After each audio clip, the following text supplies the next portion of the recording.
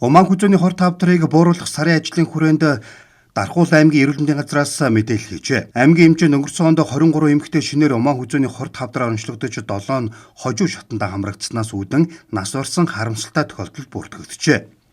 Умаан хүзөөний хор тавдар нь хавдрын өвчлөөс 2 дугаарт нас оролтаараа 3 дугаарт ирэмблэгддэг. Уг хавдраараа онцлогдож байгаа эмэгтэйчүүдийн 42.8% нь эрт 56.4% нь хожуу шатандаа онцлогдож байна гэдгийг аймгийн эрүүл мэндийн газраас мэдээлжээ. Тиймээс эмэгтэйчүүд Умаан хүзөөний эсийн шинжилгээнд заавал хамрагдах ёстой.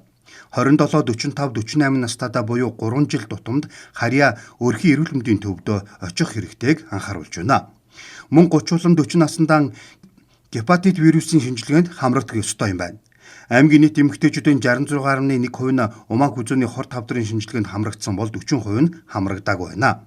Энэ нь хожуу шатандаа онцлогдох эрсдэл дагуулах магадaltaй гэдгийг аймгийн эрүүл мэндийн газраас зөвлөж байна. Улсын дундаж маань өөрөлдвөл 33.6 байгаа. Гэтэл үлдсэн 66.1% хамрагдсан байхад Дархуул аймагт үлдсэн 40% нь яг нь Умаан хүзөөний хор тавдрын эсийн шинжилгээнд хамрагдаагүй байна гэдэг мал эдгээр яг хожуу шатандаа онцлогдол энэ Умаан хүзөөний хор тавдраар өвчлөх магадaltaй. Түүнчлэн хөнцөр вирусын эсрэг вакцинд 11-ээс 15 насны охтыг бүрэн хамруулах шаардлагатай гэдгийг хэлсэн юм. Умаан хүзөөний хор тавдар маань хүний хөнцөр вирусээр үүсгэгддэг 200-аас 300 төрлийн хэв шинжээдэг. Үүнээс хавдар үүсгэх хамгийн өндөр эрсдэл нь HPV 16, 18 дугаар хэв шинж маань хор тавдар үүсгэх хамгийн өндөр эрсдэлтэй байдаг.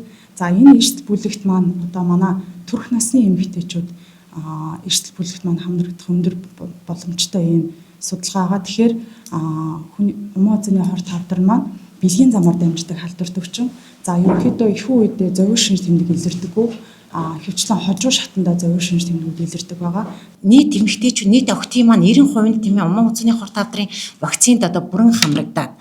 Хоёрдугаарт нь мөн л нийт эмэгтэйчүүдийн төрөх насны маань эмэгтэйчүүдийн маань 70-аас 80% нь энэ эсийн шинжилгээндээ бүрэн хамрагдаад. Гуравдугаарт нь яг нь Умаан хүзөөний хор тавдраар өвчлсөн эмэгтэйчүүд маань эмчилгээндээ 90% хамрагдаж чадах юм бол дэлхийн нийт болон Монгол улс даяараа энэ Умаан хүзөөний хор тавдрыг бүрэн устгах чаднаа гэсэн зорилттой бид нар ажиллаж байна.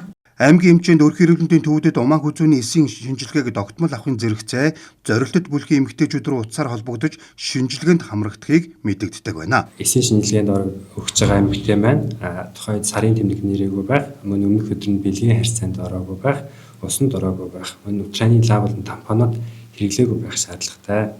Шинжилгээний хариу нэгцийн түвшинд хийгддэг тул хариу нь тодорхой хугацааны дараа гардаг. Хэрэв өөрчлөлттэй бол утсаар хариу мэдэгдэж лавлгаа шатанд илгээдэг байна.